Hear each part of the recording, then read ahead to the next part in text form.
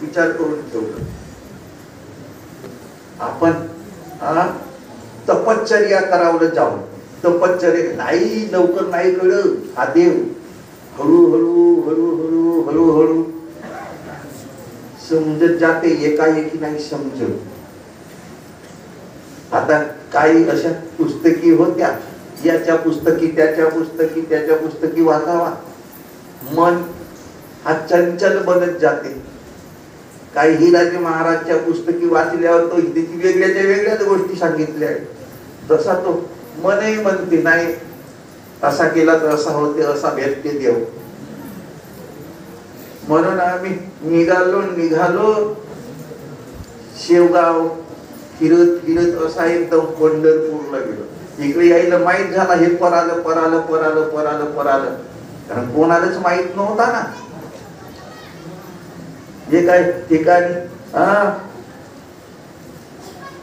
आम्ही सापडलो पुलसाईच्या हातामध्ये, तर 5 दिवसाची आम्हाला सजा झाली. 5 दिवसाची काय करता सांगावं गेल्या अशा गोष्टी आहेत. तरी माझा 1 दिवस जास्त वाहरला, माझ्या बयानामध्ये फरक पडला. 1 दिवस वाढवून ठेवला अजून आम्हाला.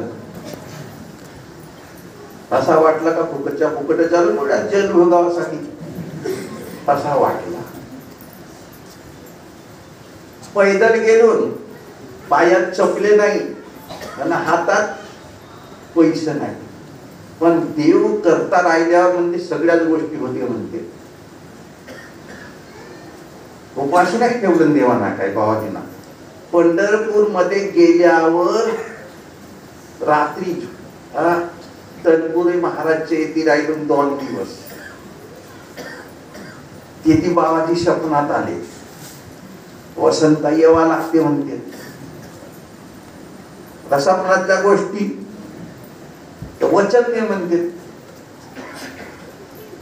सकाळी झाली तर मनच बदलला. म्हणते हिमालयाकडे जाऊ, मी म्हणतो घराकडे जाऊ. दोघांमध्येच आमचा वाद तयार झाला. शेवटी तो आला, तर तोही येथे टिकला नाही.